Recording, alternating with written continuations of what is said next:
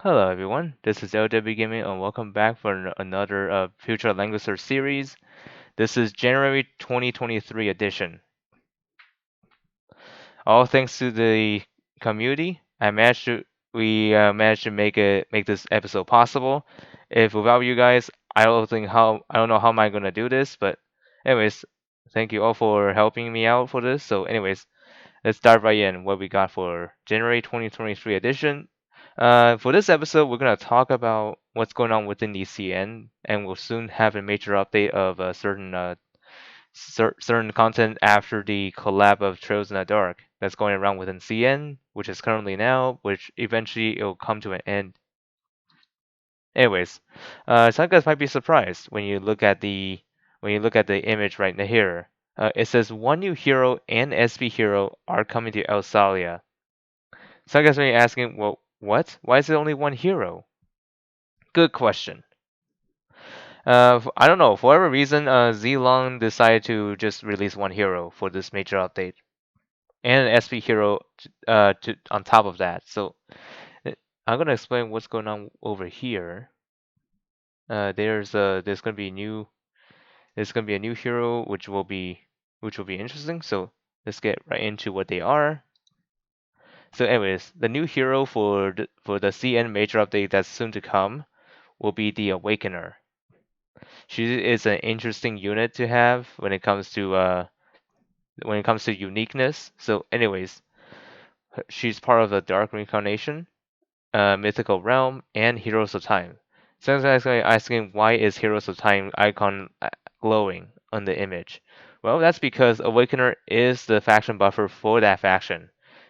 Yes, we finally got a new faction buffer for Heroes of Time after so long of like no special effect for Heroes of Time. But however, I'm actually aware that Joshua and Yusuke have special effects, but they're not as accessible as others. I'm gonna tell you why.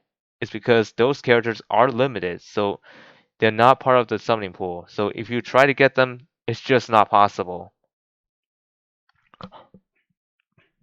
So that's why Awakener will be an exciting unit to pull if you want a Heroes of Time faction buffer if you're in love with the crossover units. I myself included.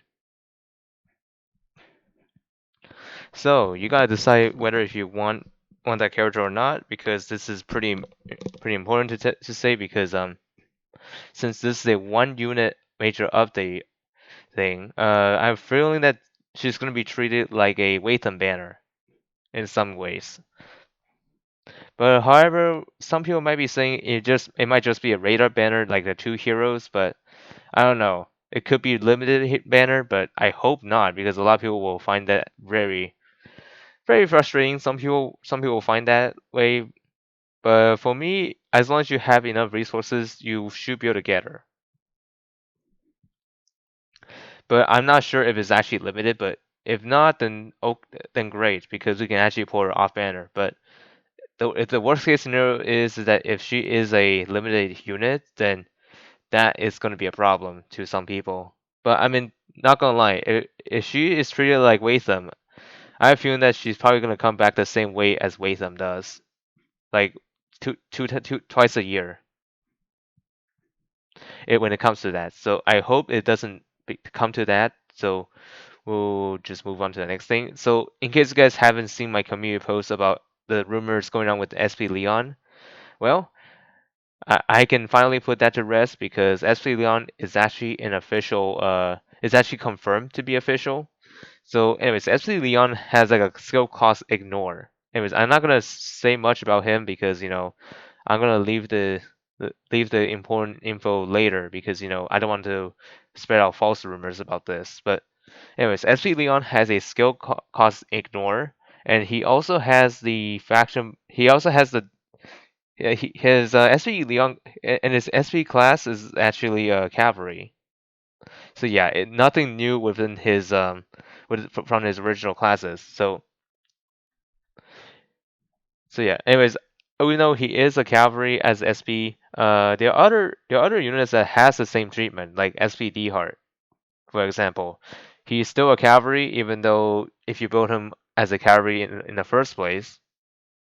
So yeah, this is nothing new, but however, the skill cost ignore is something you should consider if you want to get his class because that changes everything because it allows you to bring any skill you want without worry about the cost of your skills when you turn equip it to your units. So it's a nice addition when it comes to selecting the skills.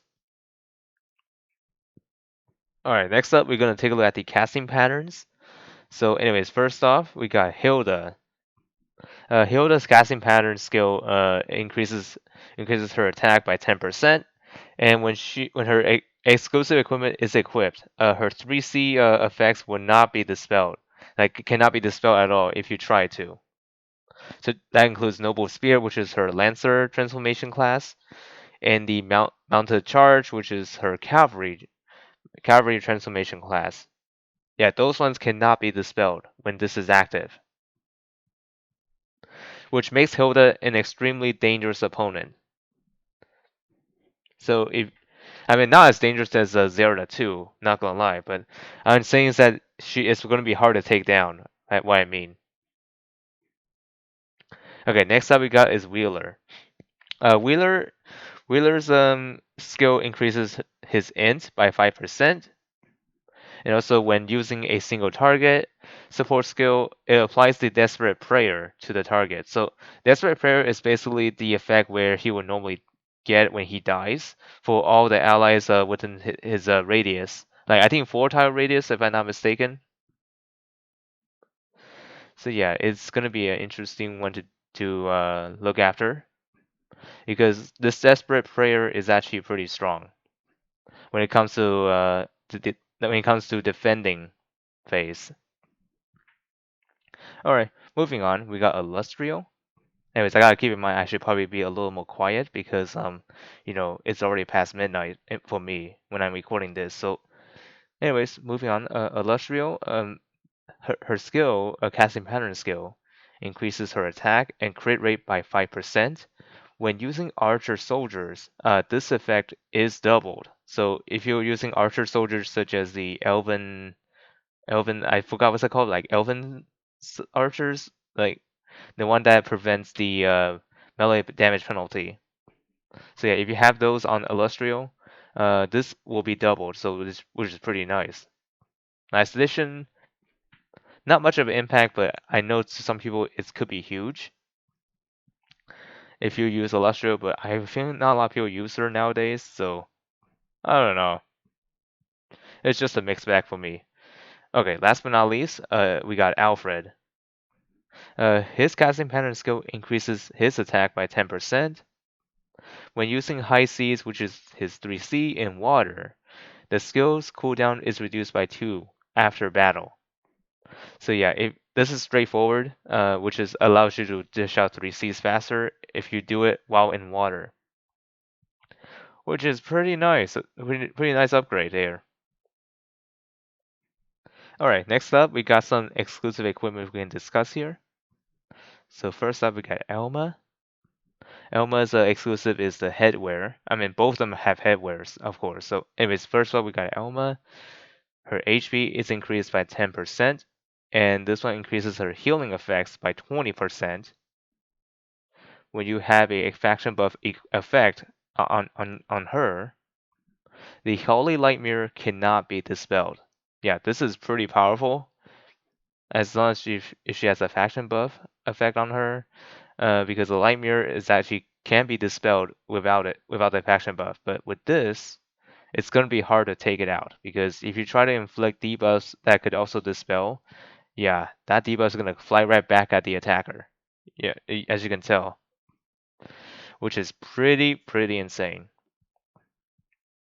Okay, next up we got Ironblood Commander, which is also the headwear.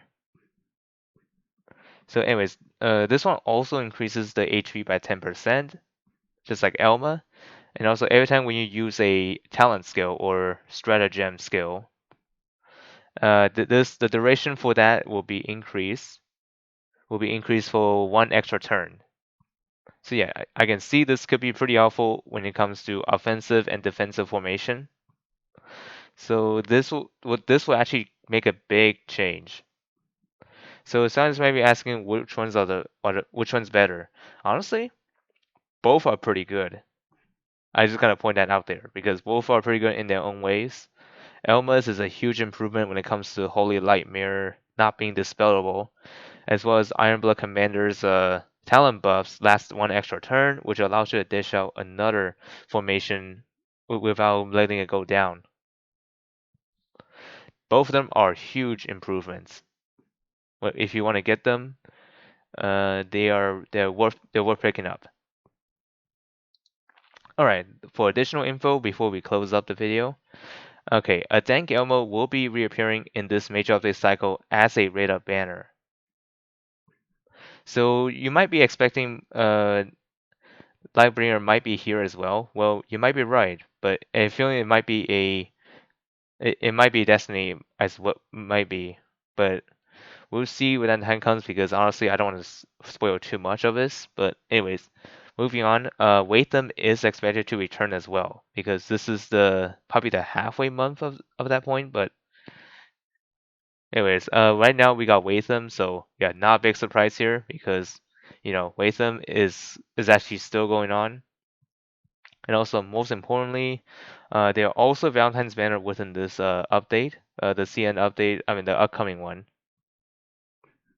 There will be four different ones, I believe, but I don't know if these are actually true or not. But we'll see when it comes to global.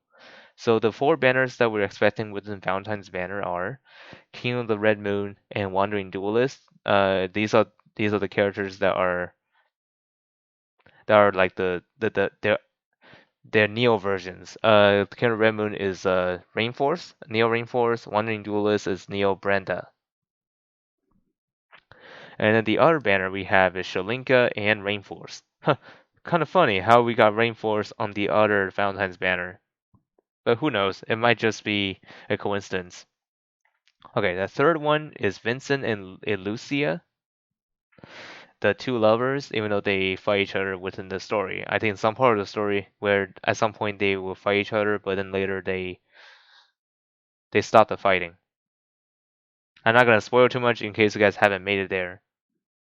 And last but not least is I believe that these are the classic units, D Heart and Tiaras. They're also going to be part of Valentine's, but I'm not sure if that's actually even possible. But based on what I'm seeing within the info on this Chinese website, they do confirm those within this cycle. So we'll see when the time comes to global.